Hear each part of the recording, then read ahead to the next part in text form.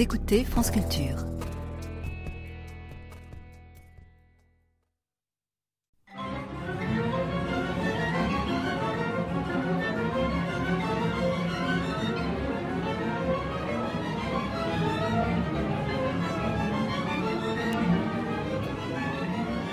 Les vendredis de la philosophie, notre sujet d'aujourd'hui, humiliation et traumatisme.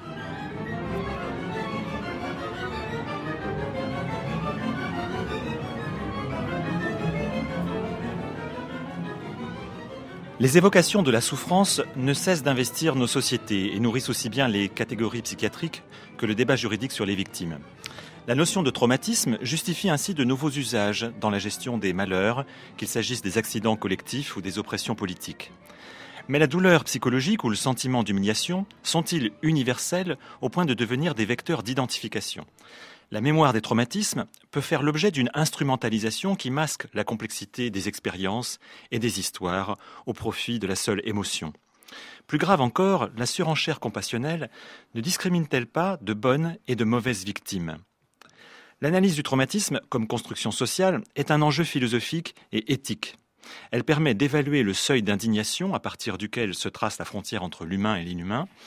Elle dessine aussi l'économie morale des sociétés et la fabrication d'une image de soi dans la représentation collective des sentiments. Mes trois invités ont parlé de la souffrance de manière très différente, mais en même temps, ils ne sont pas contentés de la repérer, ils ont essayé de l'interroger.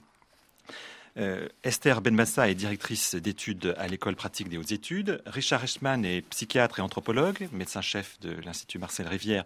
Il est aussi rédacteur en chef de l'évolution psychiatrique. Et Paul Zawadzki est maître de conférences à l'Université de Paris 1. Alors, je voudrais commencer par une question à Richard Eschmann qui vient de décrire avec Didier Fassin l'empire du traumatisme paru chez Flammarion. Richard Eschmann, vous vous intéressez à la généalogie de cette notion de traumatisme, une double généalogie, à la fois savante à travers la psychiatrie, la psychologie, et en même temps sociale, c'est le discours sur le malheur. Alors, en même temps, vous employez un terme qui peut surprendre, vous parlez de l'invention du traumatisme. Alors, on pourrait se dire, mais le traumatisme, ça existe, on a été parfois traumatisé, bon, c'est là, et vous dites, oui, on a inventé le traumatisme. Qu'est-ce que vous voulez dire par là ?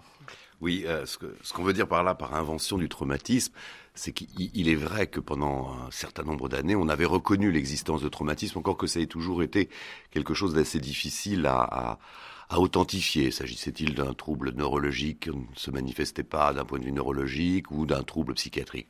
Lorsqu'on parle d'invention, c'est pour dire qu'à un moment historique donné, tout à coup, cette représentation selon laquelle, dans le psychisme, il va y avoir une trace qui témoigne qu'il est arrivé quelque chose à un individu, va venir pour des raisons qui ne sont pas exclusivement scientifiques. Et c'est ça qui peut nous permettre de penser qu'il s'agit là d'une invention. Alors, d'une invention de quelle nature ? Une invention, bien évidemment, sociale, avant d'être scientifique. Une invention sociale parce qu'elle va trouver dans un espace social particulier, dans une économie morale, un sens, une valeur.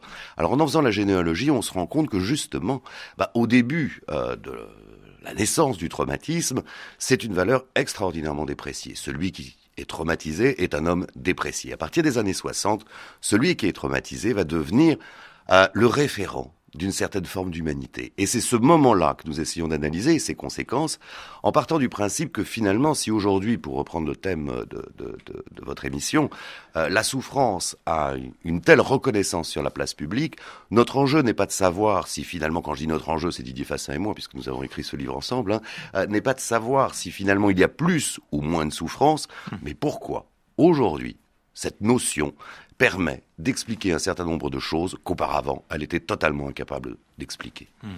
Alors, cette approche, donc, est généalogique au sens foucaldien. Vous travaillez sur les constructions. Vous voyez comment les représentations ne décrivent pas seulement la réalité, mais comment elles transforment cette réalité. Alors, Esther Benbassa, votre approche est plus historique, je dirais historique et morale. Vous présentez votre livre comme une méditation historique sur l'universalité de la souffrance, et vous travaillez plus précisément sur l'histoire du judaïsme, sur la tension que vous travaillez entre mémoire et histoire, Esther Benbassa. D'abord, je suis partie du questionnement actuel du devoir de mémoire. Pourquoi tant de devoirs de mémoire qui se bousculent sur la scène publique? Et ensuite, j'ai voulu savoir, en tant qu'historienne, pourquoi on était passé du temps des héros au temps des victimes. Aujourd'hui, ce n'est plus le temps des héros.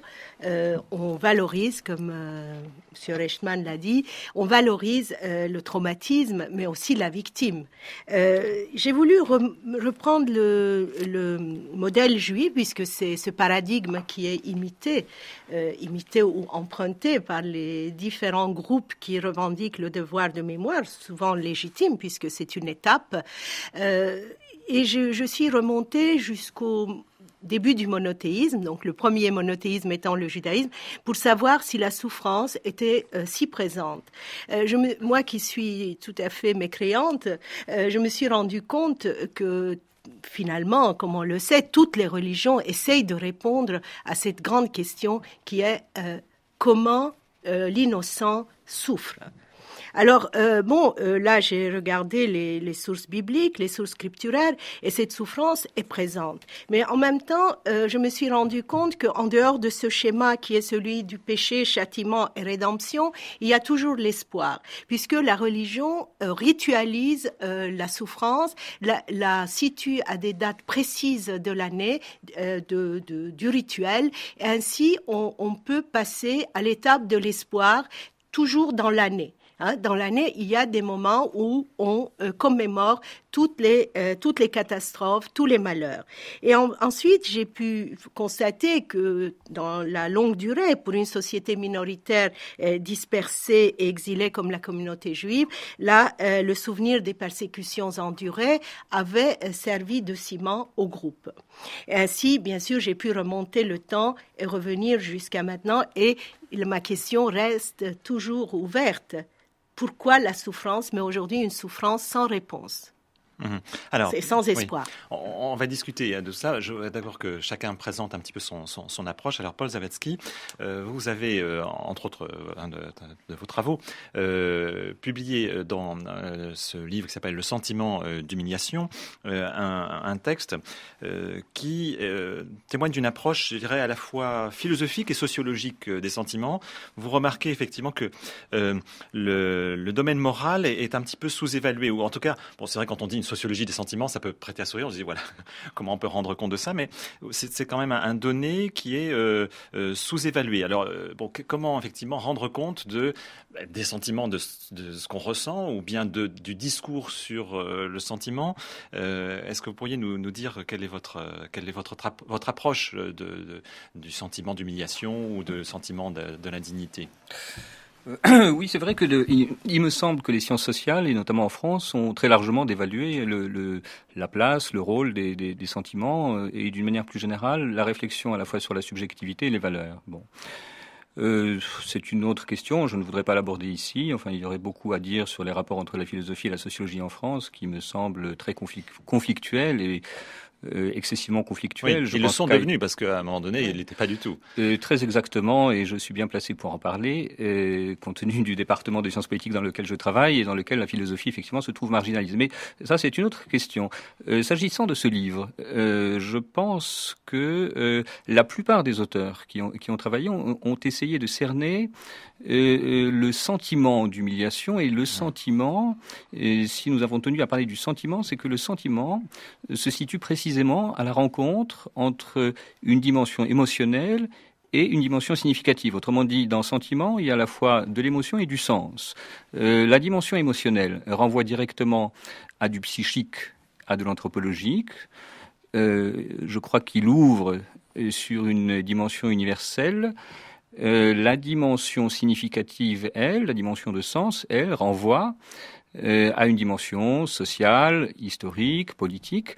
Autrement dit, pour réfléchir sur cette question qui est intangible, enfin très difficile à cerner, le sentiment d'humiliation, il me semble qu'on ne peut pas faire autrement, précisément, que de sortir de ces débats disciplinaires qui, franchement, ne nous intéressaient pas dans ce livre, puisque nous avons délibérément engagé une démarche qui conjugue, si faire se peut et si le besoin se fait sentir, les différentes disciplines. Autrement dit, il se trouve que pour travailler sur le sentiment d'humiliation, les auteurs classiques, les grands auteurs de la pensée politique, nous en apprennent beaucoup. Et lorsqu'on les lit aujourd'hui, eh bien, on se demande pas si ils sont philosophes, historiens, sociologues. On se demande pas si Tocqueville était philosophe, sociologue, historien. C'est une question sans importance pour nous. Bien sûr. Alors, Paul Zawadzki, quand on vous lit, vous, sur ces questions-là, il y a une idée que vous soutenez.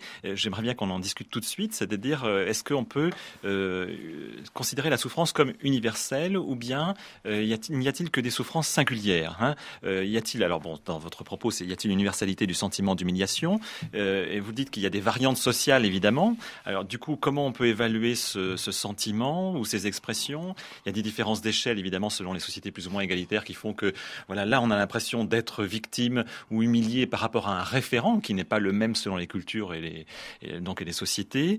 Voilà, comment peut-on, malgré tout, dire que la souffrance est universelle, pour prendre cet énoncé, Paul Zawadzki, puisque c'est un des propos de votre texte? Oui. Dit comme ça, effectivement, il m'est difficile de répondre parce que est-ce que la souffrance est universelle? Probablement, l'expérience de la souffrance est universelle puisqu'on la rencontre partout. De même que l'humiliation ou le sentiment d'humiliation est probablement universel, puisqu'il semble, et il faut être prudent là-dessus, mais il semble qu'on le rencontre à travers le monde et dans toutes les cultures. Bon. Autrement dit, il semble qu'il y ait une expérience universelle de l'humiliation qui se conjugue ou qui s'exprime ou qui se met en forme de manière très diverse. Bon, très concrètement, nous savons bien que ce qui est considéré comme honteux, comme relevant de la souillure, comme humiliant, comme blessant, se décline de manière très diverse dans les différentes sociétés. Bon. Alors à partir de là, évidemment, et on s'engage dans une discussion qui est à la fois difficile et assez longue. Je dirais, mais simplement pour amorcer le débat, que l'expérience de l'humiliation nous apparaît toujours à travers des formes particulières, mais ce n'est pas parce qu'on peut historiciser le sentiment d'humiliation qu'il faut renoncer à la pensée de l'identité humaine. Voilà. D'accord. J'en dirai un peu plus tout à l'heure. D'accord. Alors ça, c'est un débat qu'on va tenir jusqu'à la fin. Même peut-être on y reviendra à la fin parce que c'est évidemment peut-être la question. Je voudrais quand même qu'on aborde, tout de suite la question de l'identification à une certaine forme de souffrance et ces identifications qui sont des identifications là pour le coup singulières puisque on le voit bien dans vos livres, Esther Benbassa aussi, Richard Rechtman, que le traumatisme va être constitutif d'une identité chez ceux qui souffrent ou même chez les descendants de ceux qui ont souffert. Richard Rechtman, vous l'évoquez dans votre livre à propos de l'identité afro-américaine aux États-Unis. Avant qu'on entre tout de suite là-dedans, quand même, malgré tout, je crois qu'il faut. Enfin, moi, j'aurais envie de vous dire tout de suite. Est-ce que cette demande de reconnaissance des souffrances que vous mettez en cause, et je crois que c'est un travail critique très important, est-ce qu'elle ne vient pas quand même malgré tout d'un déni de cette souffrance? Et est-ce que la demande de justice ou de reconnaissance de la souffrance n'est pas proportionnelle au déni social, politique de cette histoire, non, Richard Rechtman? Oui. Je pense que vous avez parfaitement raison et qu'il faut encore plus peut-être nuancer cela. Cette demande vient aussi d'un déni de justice de quelque chose qu'on ignore d'ailleurs. La plupart du temps, on ne sait pas finalement de quoi les gens se plaignent et sur quoi ils se sentent spoliés, avant de parler d'humiliation. Et il se trouve qu'à certains moments de l'histoire, une thématique va permettre de porter cela. Et là, aujourd'hui, c'est la thématique qui permet de porter cela, c'est celle de la souffrance psychique, c'est celle du traumatisme, qui sont des vecteurs absolument extraordinaires aujourd'hui, pour des raisons qui ne tiennent pas aux victimes d'ailleurs, qui tiennent à l'ensemble du contexte social, de reconnaissance d'un mode d'indignation. C'est pour ça que je serais un petit peu plus réservé sur le terme que vous avez utilisé d'identité ou d'identification. Au fond, d'une certaine manière, on ne sait pas grand-chose sur ce qui se passe chez les gens. Et c'est pour ça que je ne suis pas d'accord, bien sûr, avec l'idée de faire des frontières disciplinaires majeures. Il demeure qu'il y a des méthodes disciplinaires qui sont quand même pas inutiles, et notamment la sociologie et l'anthropologie, nous permettent aussi d'aller voir ce qui se passe chez les gens. Et c'est ce que nous avons fait dans ce livre, une démarche généalogique, mais aussi une démarche problématique, empirique. Et là, on est surpris. On est surpris de voir que tous ceux qui s'énoncent traumatisés, ils y croient pas autant que ça. Et ils arrivent même à dire, d'une certaine manière, si c'est ça qui marche, pourquoi finalement ne pas s'en saisir si d'une certaine façon c'est ce qui peut faire avancer notre cause collective? Pourquoi ne pas se saisir de ce qui est entendu aujourd'hui socialement et rester dans des discours qui à l'inverse ne sont plus entendus? Celui finalement de l'exploitation sociale est bien moins entendu que celui de la souffrance psychique. Donc les acteurs ont cette duplicité aussi.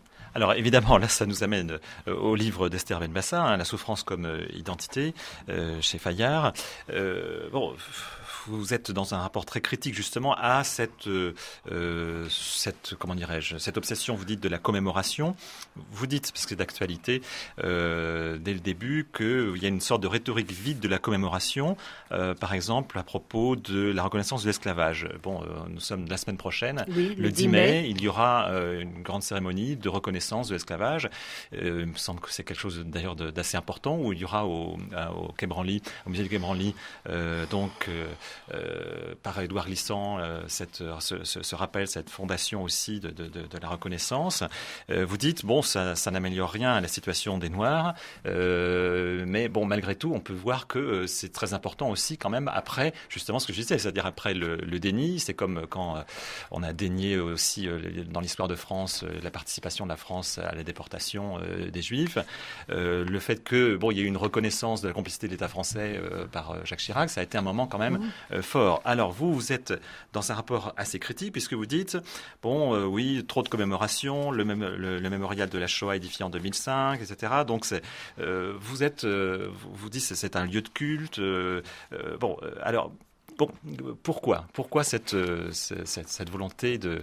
Il n'y a pas de volonté, d'abord. C'est un livre très volontariste, vous êtes très engagé. Peut-être. D'abord, je voudrais faire une distinction entre la souffrance physique et l'autre souffrance. Souffrance morale. Parce que on n'est pas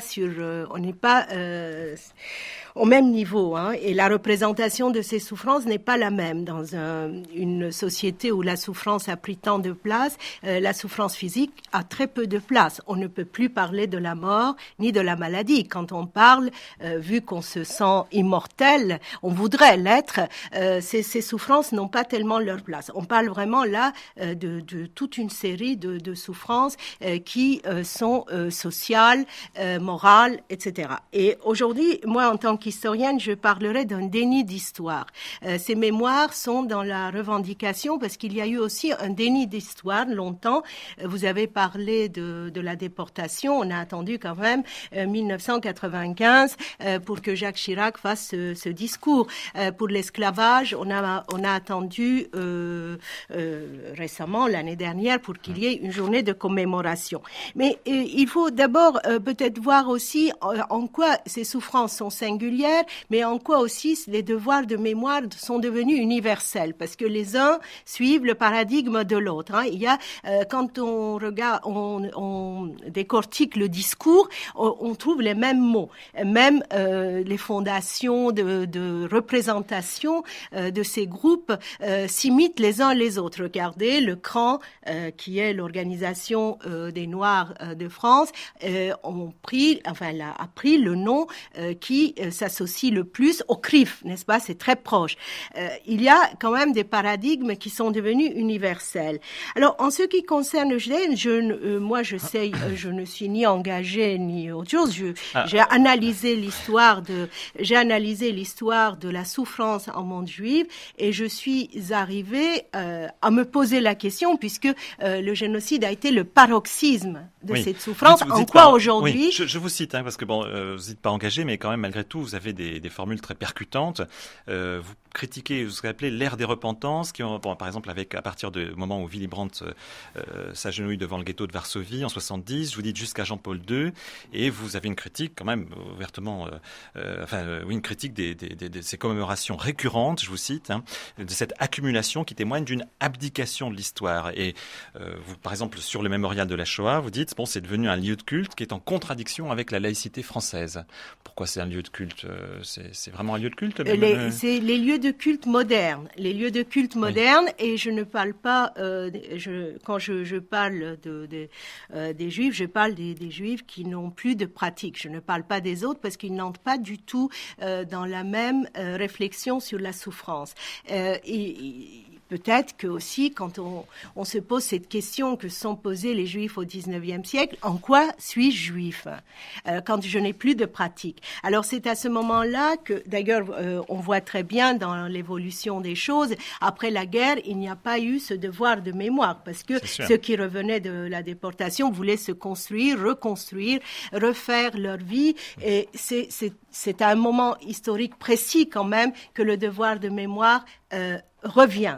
Ce devoir de mémoire, c'est d'abord... Mais pourquoi après le critiquer? Pourquoi le critiquer? Je ne le critique pas, je dis que le devoir de mémoire nous empêche d'aller de l'avant, de regarder le présent et le futur avec espoir. Parce que la souffrance, comme je l'ai dit au début de l'émission, lorsqu'elle était ritualisée, elle ouvrait sur la souffrance parce qu'on espérait quelque chose.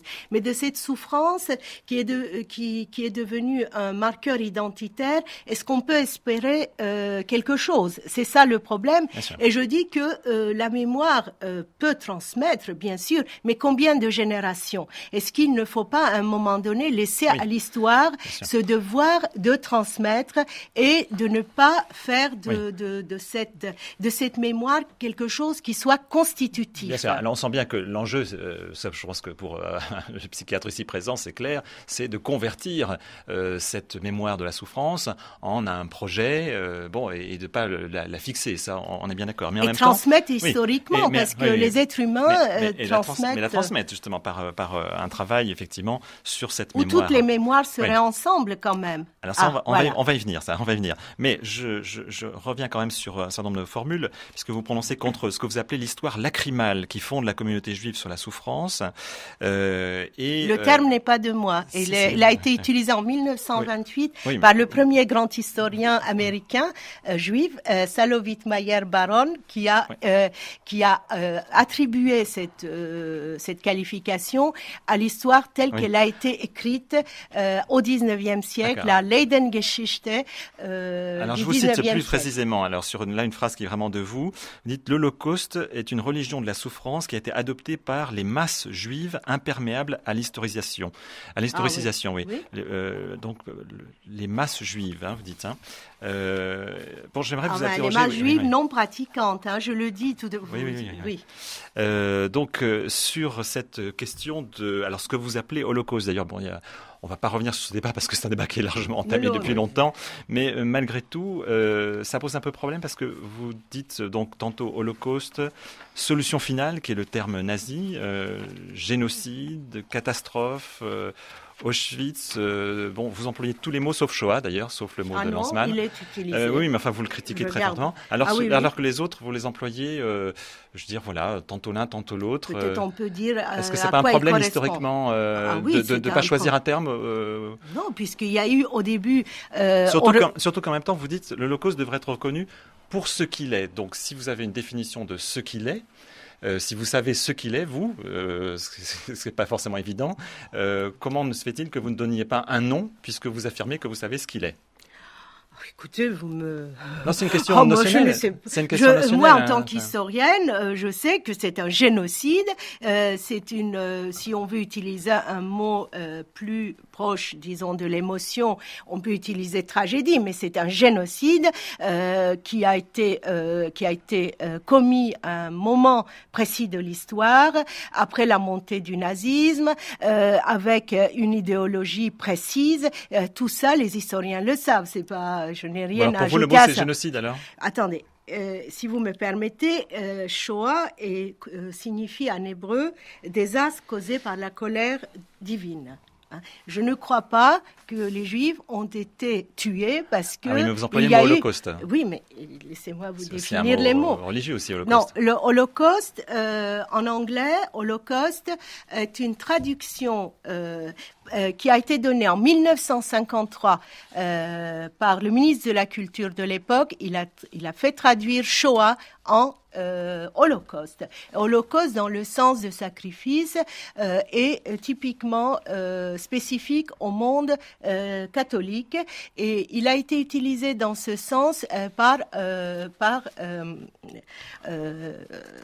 en 1958 dans le journal Le Figaro.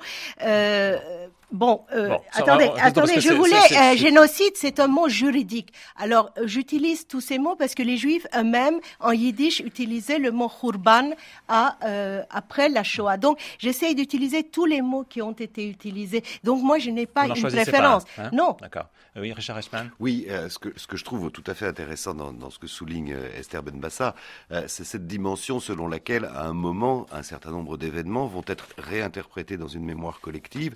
Et comme elle le dit très justement, ça touche plus particulièrement des Juifs qui ne sont pas des Juifs empreints de tradition religieuse. Alors à ce moment-là, on pourrait, c'est une question que je vous adresse, se demander si c'est une spécificité juive ou tout simplement une spécificité sociale contemporaine, puisque d'une certaine manière, c'est un mouvement qu'on va repérer justement dans d'autres groupes. Et quand on regarde un petit peu l'histoire de la réinterprétation de la Shoah, on voit aussi comment les mouvements féministes américains ont repris cette question d'une histoire traumatique, d'une mémoire traumatique, pour faire avancer la cause du féminisme. Les mouvements de l'affirmative action aux États-Unis également de la même manière. C'est-à-dire qu'on est dans une logique depuis les années 60 où pour faire reconnaître une cause publique, réclamer des droits sociaux, on se rabat sur une mémoire collective traumatisée, traumatique, avec une souffrance. À ce titre-là, est-on véritablement dans une spécificité de l'identité juive ou dans un mode d'assignation aujourd'hui d'une identité qui se présente comme bafouée pour faire reconnaître sur la scène publique un certain nombre de droits. Alors la question, si vous voulez, qui est la question de notre débat, si vous voulez, c'est quand même savoir si effectivement, une communauté ou un pays comme Israël, effectivement, ne se définit que par rapport à cet événement, ou s'il y a un autre projet. Alors c'est la critique que vous formulez en disant, voilà, aujourd'hui, en Israël, les survivants servent de référence aux natifs et non plus l'inverse.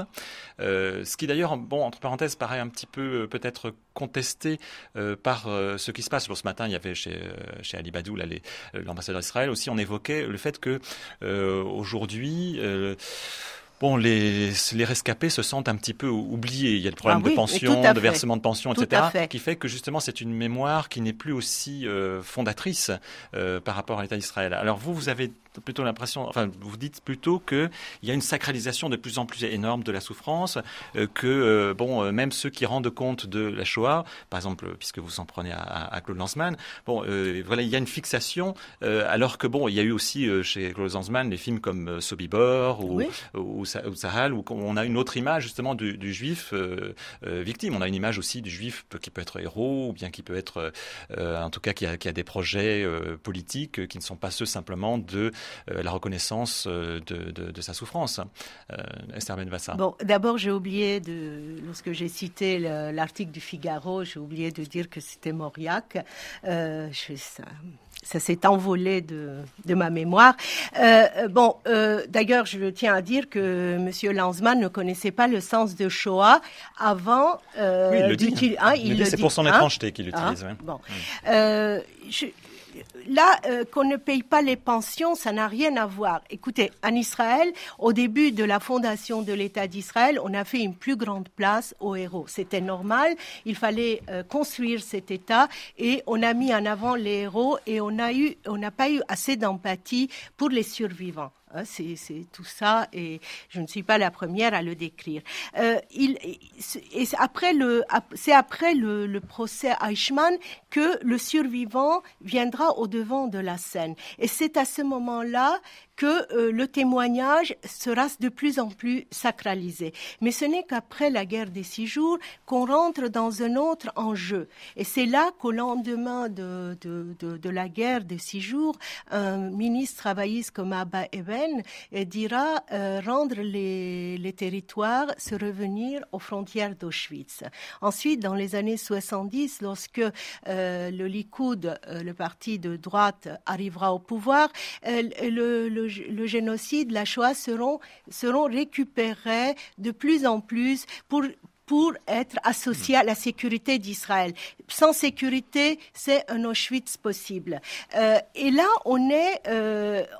ça n'a rien à voir avec les survivants. Les survivants ont été mis au devant de la scène, mais cela ne veut pas dire que leur souffrance ait été vraiment reconnue, puisque vous m'avez parlé de ces pensions qui n'ont pas été valorisées. C'est juste un exemple, un peu contre-exemple plutôt. Oui, Paul Zawadzki.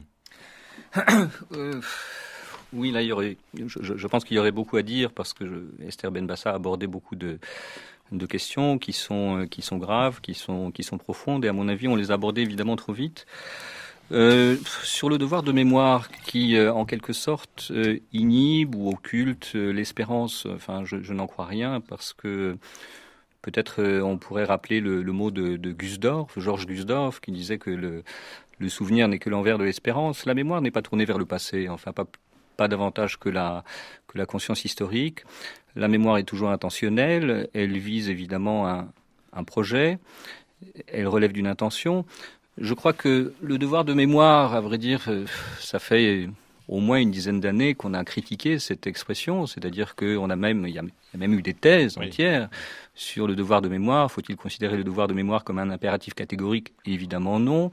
Depuis une dizaine d'années, on parle plutôt du travail de mémoire, plus que de devoir de mémoire. Il est impossible d'ériger la mémoire en impératif catégorique, pour une raison évidente, au premier chef, et que l'on connaît au moins depuis un siècle, depuis les travaux de Nietzsche, Freud ou Fromm, enfin que sais-je, à savoir que si l'on devait garder vive, constamment présente la mémoire du malheur, dans toute la dimension psychique de souffrance qu'elle comporte, eh bien, on ne vivrait pas, on ne ferait que survivre. Bon, ça c'est une chose.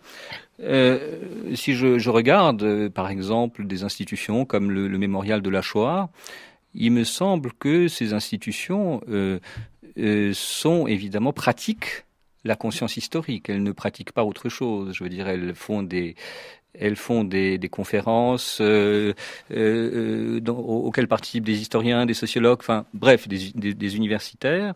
Ce qu'on y montre, ce ne sont pas seulement des images de mort, mais bel et bien des images de la vie. Je veux dire, il suffit de voir, par exemple, ne serait-ce que ces derniers temps, au mémorial de la Shoah, par exemple, il y a eu une projection absolument inédite, à mes yeux, de films yiddish qu'on n'a jamais eu l'occasion de voir. Bon, et ces films qui ont été tournés dans les années 30 montrent bel et bien, évidemment, des sociétés juives vivantes. Bon. Alors ensuite, je crois il faut pas sous-estimer la fonction thérapeutique de la mémoire, tout simplement. Je crois qu'il suffit de regarder ce qui s'est passé depuis le génocide, depuis 50 ans, pour voir que l'élaboration du traumatisme, donc une élaboration qui est à la fois ou indissociablement psychique et culturelle, cette élaboration a pris vraiment des voies extraordinairement variées. Enfin, je veux dire qu'il s'agisse de voies scientifiques, littéraires, universitaires et autres. Bon, réduire toutes ces élaborations qui ont fait finalement la culture du demi-siècle à une forme de religion, ou disons de passion commémorative me paraît plutôt réducteur. Voilà. Alors, excuse-moi, je pense qu'il faut avancer. Je voudrais aussi évoquer sur la question que j'ai posée tout à l'heure, universalité ou singularité, ce problème de demande de reconnaissance qui peuvent entrer en concurrence. Oui. Et cette question, ce qu'on appelle aussi depuis un certain temps la concurrence victimaire. Bon, alors, mais Richter Reichmann, à ce propos, vous dites, c'est intéressant, que le traumatisme en fait choisit ses victimes, c'est-à-dire qu'il y a quand même bon, c'est un peu simple de dire comme ça, mais des bonnes et des mauvaises victimes, en tout cas des victimes qu'on peut mettre en valeur et d'autres un peu moins, qu'on ne voit même plus plutôt. Oui. Alors même que les promoteurs de ce traumatisme affirment ce traumatisme universel, il y a une disparité des usages, c'est le principe même d'une sorte de répartition entre les humains des souffrances, donc effectivement plus valorisées, suscitant davantage d'empathie. Et d'ailleurs là, vous prenez comme exemple d'ailleurs comment dirais-je, le changement d'attitude de certaines organisations humanitaires, puisque dans votre livre, vous travaillez sur, par exemple, le rôle de Médecins sans frontières ou Médecins du monde dans les territoires palestiniens. Et vous dites que on est passé d'un travail donc humanitaire sur les souffrances physiques, comme vous rappeliez, à un travail sur les souffrances morales, psychologiques, mais aussi petit à petit, on est passé, parce qu'il y avait les besoins médicaux étaient satisfaits sur place, mais qu'ensuite on est passé aussi à une sorte de devoir, cette fois-ci de témoignage, où en quelque sorte MSF se disait, voilà, on n'est plus là simplement pour soigner. Plus que de devoir, de politique. Politique de témoignage. Alors, est-ce que vous pourriez évoquer le fait que, voilà, c'est pas du tout pour travailler sur justement la concurrence ou l'équilibre des victimes, c'est-à-dire le fait qu'on va mettre en valeur davantage le martyr palestinien que les victimes des attentats en Israël, mais d'ailleurs à ce propos, il y a une phrase, je pense toujours à cette belle phrase de Camus qui dit il n'y a pas d'équilibre, les victimes ne s'équilibrent pas, elles s'additionnent. Bon, alors donc il ne s'agit pas de ça, mais il s'agit de mettre quand même, voilà, sous le regard des médias ou sous le regard aussi des organisations humanitaires, la valorisation d'une certaine souffrance plus qu'une autre. Alors, tout à fait. Richard Reichmann. Et c'est précisément ce qui nous permet de dire qu'il s'agit d'une politique et non pas justement d'un espace de la santé ou d'une émotion singulière. Quand on dit que le traumatisme choisit ses victimes, c'est même pas qu'il y ait une concurrence des victimes, c'est qu'il y a des victimes et il y a d'autres qui sont ignorées, invisibles, impossibles de défendre leur cause. Alors pourquoi une politique du témoignage ? Ça veut dire que l'enjeu principal n'est pas de soigner les gens, l'enjeu est de témoigner de la cause. Et c'est un enjeu qu'il faut être considéré comme tout à fait respectable. Sauf que, à partir du moment où vous allez prendre des critères dits médicaux, dits psychiatriques, dits moraux, faire la différence entre les bonnes et les mauvaises victimes devient très très difficile parce qu'ils sont tous traumatisés de la même manière, d'une certaine manière. Pourtant, il est plus facile à un médecin humanitaire de témoigner des spoliations faites aux Palestiniens à travers le traumatisme des Palestiniens, beaucoup plus difficile de témoigner de ce qui se passe pour les Israéliens à travers leur traumatisme. Ça ne veut pas dire qu'on dit qu'ils ne sont pas traumatisés, ça veut simplement dire que le traumatisme sert là à défendre une cause politique que d'un côté on considère noble et que de l'autre côté on considère comme n'étant pas noble. Et à ce moment-là, le registre traumatique ne fonctionne plus. Pas parce que les gens ne sont pas traumatisés, mais parce que ce registre ne peut pas être mobilisé pour la cause qui est à défendre. Alors ça me permet de faire un tout petit peu le lien, si vous me le permettez, avec ce qui se disait précédemment. Je crois qu'effectivement la mémoire a un effet thérapeutique, elle a un effet social, elle a tous ces éléments-là qui permettent, on le voit très bien avec le génocide cambodgien, qui est un champ sur lequel je travaille depuis de très nombreuses années et qui est en panne justement de mémoire, et dans lequel les survivants sont dans une situation personnelle et collective terrible. Maintenant, une fois qu'on a dit ça, ça n'empêche que ces façons de concevoir la mémoire sont aussi des modes de gouvernance, et que l'on peut respecter la façon dont ils apportent quelque chose à certains individus, à certaines collectivités, et s'interroger sur leurs usages politiques ou autres, leurs détournements, qui permettent aussi de gouverner des populations, de faire apparaître des traumatismes là où il y en a, et de ne pas les faire apparaître là où il y en a aussi. Donc c'est pour ça que je m'oppose personnellement catégoriquement à cette idée de concurrence des victimes. Toutes les victimes doivent être reconnues. L'enjeu aujourd'hui, c'est qu'advient-il de ceux qui n'ont pas su saisir ce langage-là ?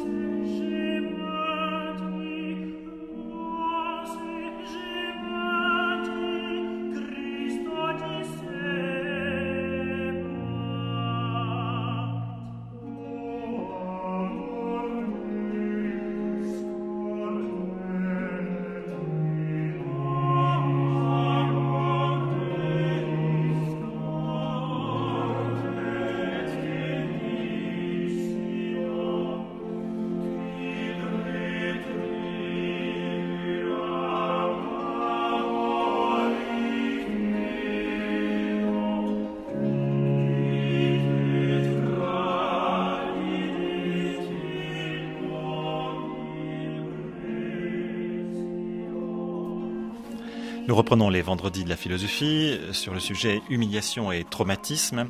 Alors, donc ce travail critique que vous formulez tous les trois, mais de manière très différente, sur les usages de la notion de traumatisme ou de la représentation des traumatismes, vous amène, je dirais, à des stratégies d'écriture très différentes.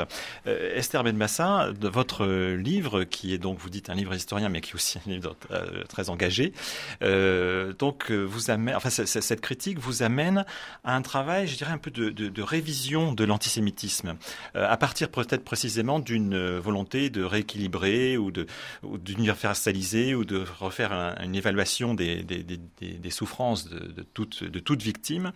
Mais ça vous amène effectivement à cette révision de l'antisémitisme, parce que vous dites, c'est-à-dire, par exemple, vous dites d'une certaine manière que depuis l'origine du monothéisme, les Juifs n'ont pas été que des victimes, ça c'est très important de le dire, que d'autres groupes ont autant souffert que les Juifs, mais ça vous amène à dire des choses qui peuvent paraître surprenantes. Par exemple, que l'Église chrétienne a accepté leur autonomie, que les Polonais au XVIIe siècle ont autant souffert que les Juifs, jusqu'à aujourd'hui, pour dire que il faut réviser à la baisse les actes antisémites récents en France, parce qu'il y en a eu aussi du côté des actes arabophobes.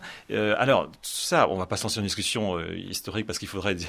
Mais enfin, malgré tout, vous voyez que Paul Venn, par exemple, vient de publier « Quand notre monde est devenu chrétien », et il dit que très tôt, dès les premières années du christianisme, on peut repérer un anti-judaïsme très précoce. Les Juifs sont pires que les païens parce que précisément ce sont des faux frères. Alors que vous avez tendance, dans votre réévaluation de l'antisémitisme dans l'histoire du judaïsme, à dire voilà, on en a fait trop, on survalorise cette souffrance, et du coup, voilà, on se dit finalement les chrétiens n'ont pas été si accusateurs du peuple déicide, les pratiques n'ont pas été aussi discriminantes. Voilà, donc votre travail semble aussi un travail de révision de l'antisémitisme.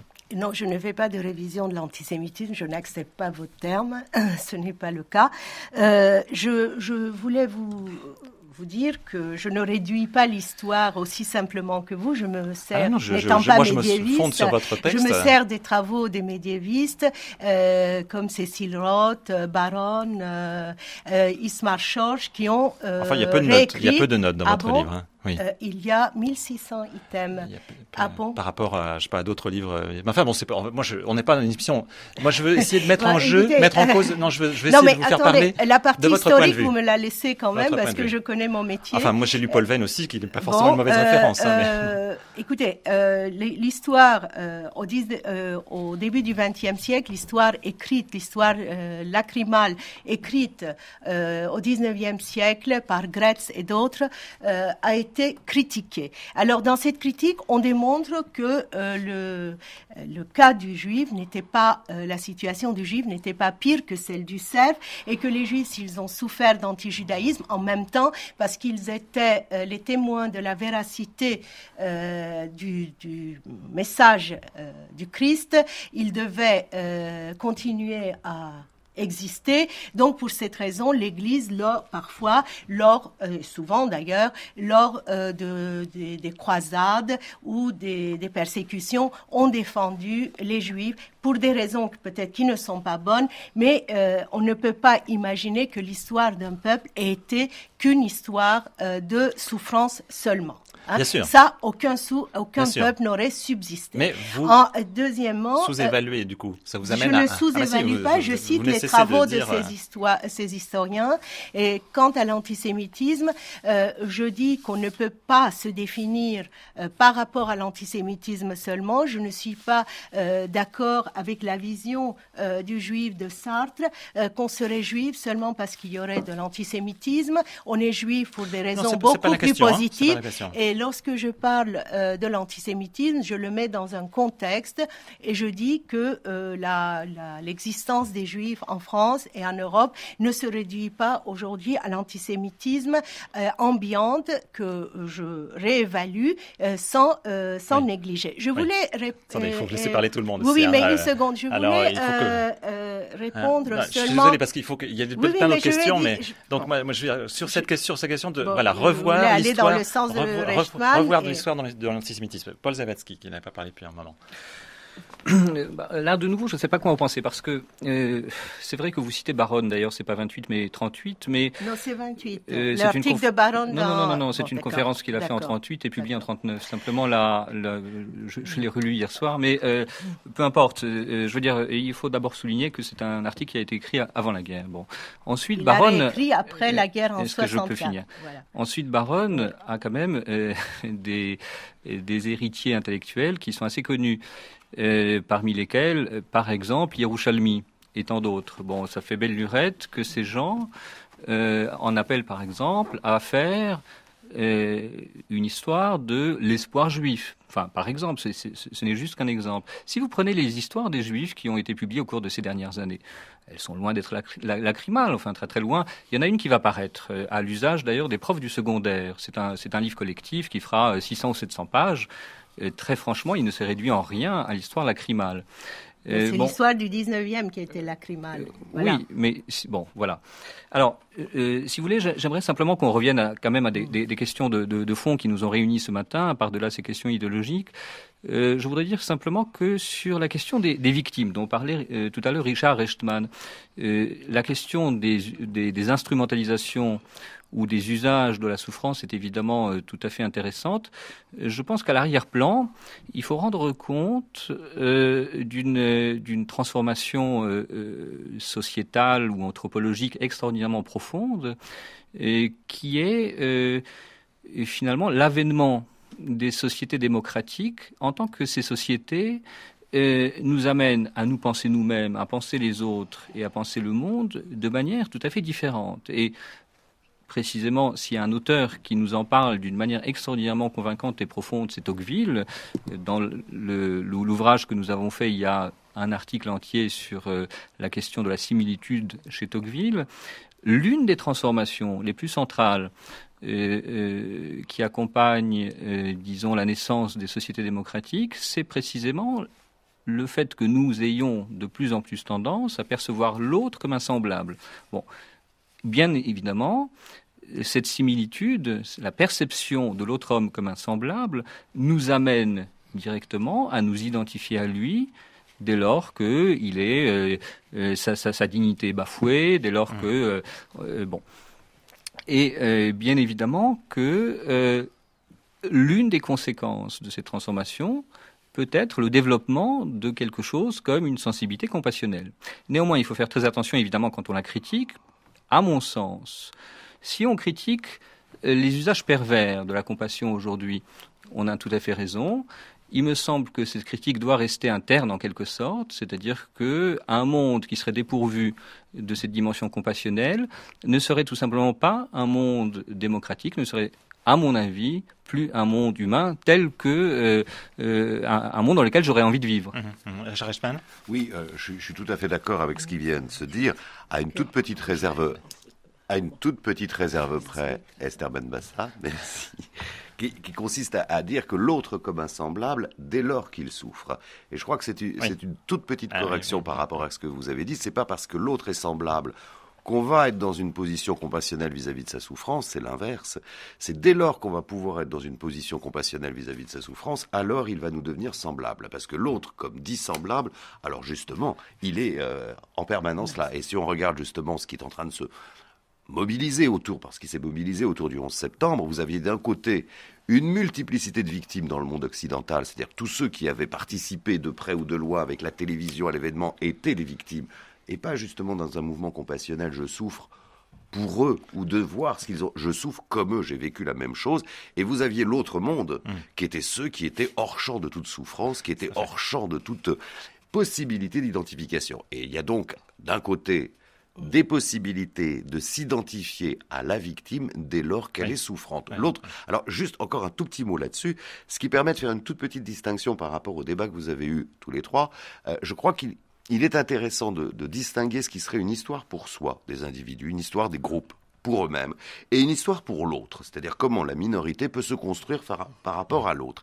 Et je crois que systématiquement, on glisse d'un niveau à un autre, et je ne suis pas sûr que les deux se correspondent, que la façon qu'un groupe minoritaire a de se présenter dans l'espace public soit nécessairement la façon dont il se représente lui-même. Par contre, que cela devienne le mode de gouvernance, aussi bien des élites de ce groupe que des élites de l'ensemble de la société, pour inscrire une gouvernementalité, et c'est pour ça que je vais plus loin que la notion d'instrumentalisation, mais bien une notion de gouvernementalité, c'est pas un effet secondaire de la question, mais c'est bien, à mon sens, l'effet principal qui permet de rendre compte de ce phénomène de façon beaucoup plus large. Oui. Alors précisément, dans cette histoire de soi ou de l'autre, on retrouve ce problème de l'identification à quoi ? À quelle souffrance ? À la sienne, à celle de l'autre ? Quand vous évoquez le choc post-traumatique, donc en quelque sorte du 11 septembre, on voit bien effectivement que beaucoup de personnes ont réagi, par exemple en France, en disant c'est insupportable cette identification à la souffrance des États-Unis, etc. Justifié ou pas, on ne va pas s'en rentrer là-dedans, mais on voit bien qu'il y a malgré tout là un effet d'exclusion ou de concurrence, etc. Et alors, je reviens à votre livre, Esther Benbassa, La souffrance comme une identité. Moi, j'y sens une souffrance. Je sens une sorte, une sorte de blessure en tout cas. Une blessure, je vais vous dire parce que en fait, vous faites de la psychologie sauvage. Je vais vous citer. C'est qu'on a l'impression que vous essayez de revoir une histoire qui est celle des Juifs, mais surtout des Juifs ashkénazes, et que vous essayez de revendiquer ici une autre histoire qui a été occultée, qui est l'histoire des séfarades. Je vous lis. Je vous lis. Hein. je lis les livres entièrement, donc et précisément. Alors, vous dites par exemple les responsables donc de cette histoire lacrymale, ce sont les Ashkénazes qui ont placé la tragédie au cœur de leur expérience historique. Ces citations. Vous parlez de la spoliation de l'histoire des séfarades par les Ashkénazes. Citation. Qui oublie donc l'exil spécifique des séfarades. Page 200, 215. Moi aussi, j'ai mes références. Voilà. Donc, c'est assez frappant que, alors même que vous refusez d'entrer dans la concurrence victimaire, vous ne cessez dans votre livre d'exprimer comme une sorte de blessure, puisque c'est votre sujet, vous êtes en position d'énonciation forte. Vous exprimez au nom d'un jeu, etc. D'ailleurs, il y a beaucoup de choses qui sont écrites dans ce livre. Si c'était pas écrit par une juive, je pense susciterait des réactions très, très, très, très fortes, beaucoup plus fortes. Donc, votre position d'énonciation est impliquée. Et là, on voit que, évidemment, vous ne cessez de faire jouer l'opposition ashkénaze-séfarade comme s'il y avait effectivement un oubli d'une autre souffrance qui est celle des séfarades, d'un exil qui n'a pas été reconnu et qui est en quelque sorte recouvert par le prestige symbolique dont bénéficient les ashkénazes à cause de la Shoah. Voilà. D'abord, c'est un fait historique. Le Yortzeit est entré en monde ashkénaze, le culte des morts, très tôt, tandis qu'en monde séfarade, étant donné, je parle le monde séfarade, je parle des juifs espagnols expulsés dans ce groupe, l'exil a donné naissance à une littérature messianique. Et cette littérature messianique a permis, dans le malheur, d'attendre. Ce sont des groupes qui ont eu des parcours historiques tout à fait différents, et cela se comprend déjà dans le Moyen-Âge très, très tôt. Alors, en ce qui concerne l'histoire contemporaine, je dirais d'abord, vous parlez de blessures. Moi, je ne suis pas venue avec ce mouvement migratoire. Je ne suis pas juive d'Afrique du Nord. Je suis venue d'Israël. Donc, je ne vois pas cette distinction séfarade-ashkénaze puisque je n'ai pas ce parcours historique. Elle est omniprésente. Alors, dans votre livre. Parle là des... c'est moi qui ai écrit le livre, permettez-moi de vous dire ce que j'ai pensé en l'écrivant. Bon, alors, en ce qui concerne les Juifs d'Afrique du Nord, c'est vrai que laissez-moi terminer, c'est vrai que leur parcours, leur exil n'a pas eu le temps de s'exprimer et qu'il y a eu une identification à l'histoire tardive d'ailleurs, jusqu'aux années 80, dans les milieux séfarades d'Afrique du Nord, on ne parlait pas du tout du génocide. Tandis que les Juifs venus d'Orient, comme moi, dans les Balkans, les Juifs avaient été exterminés à 82%, nous avions une conscience très aiguë de ce qui s'était passé. Alors, je voulais vous dire aussi qu'il faut mettre ça en contexte. Si on enlève ça de son contexte, on ne comprend pas. Et je voudrais ajouter à monsieur monsieur qui est à côté de moi, à monsieur Zawadzki, Zavatsky. que l'article de Baron a été écrit en 1928. Bon, ça, non, n'intéresse mais pas je les voulais auditeurs. aussi dire Alors, qu'en 64, il a repris les grands traits de son article. On arrive Donc, à la fin de notre émission, voilà, là, et je voudrais qu'on termine sur une réflexion conceptuelle. Vous dites, Richard Rechtman, que la vérité du traumatisme, finalement, ne réside pas dans la psyché, l'esprit ou le cerveau, mais dans l'économie morale des sociétés contemporaines. Vous dites c'est un jugement moral que le traumatisme.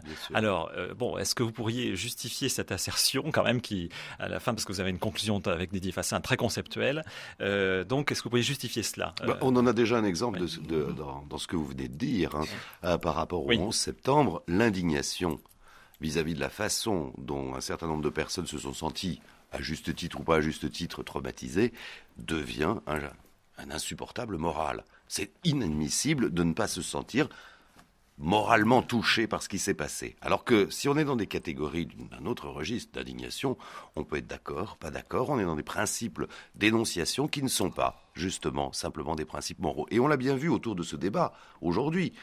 C'est très compliqué de s'extraire de cela sans se demander si on n'est pas en train de faire un jugement moral. Est-ce qu'Esther Benbassa n'est pas en train de dire que les Juifs n'ont pas tant souffert que ça, alors oublions finalement leur tendance à exploser du côté de cette souffrance. Je ne crois pas que ce soit ça qu'elles disent d'ailleurs. Je pense que, et c'est très compliqué à dire d'ailleurs, de se prononcer sur des positions morales, il faut faire une anthropologie morale, ce qu'on a essayé de faire avec Didier Fassin, justement, d'essayer de comprendre l'économie morale contemporaine.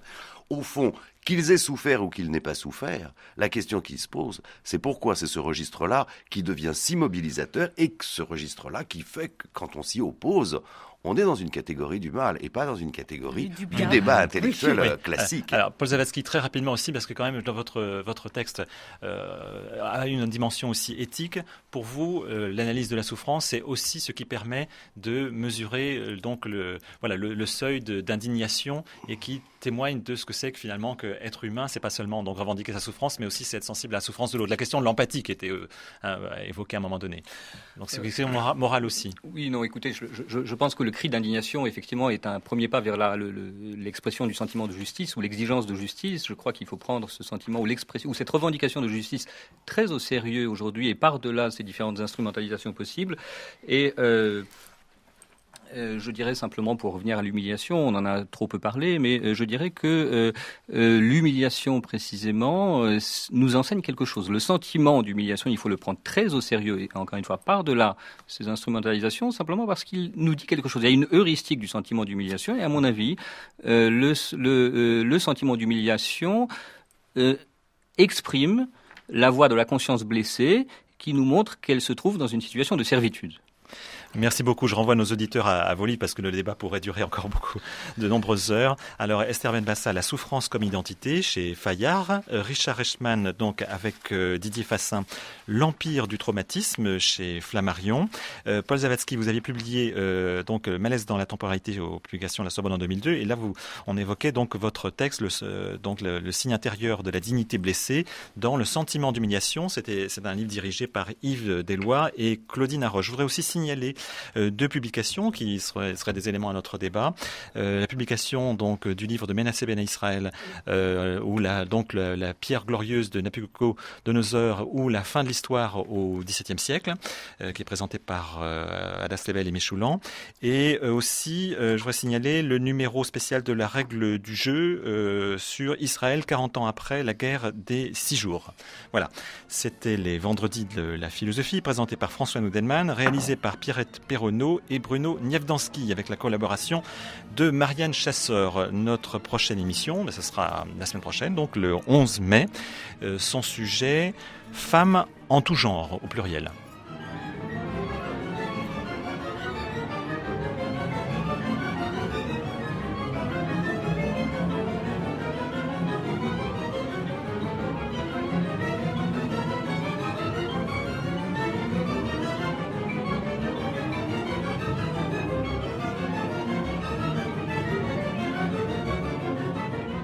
France Culture au Sable d'Olonne, c'est sur 97.9.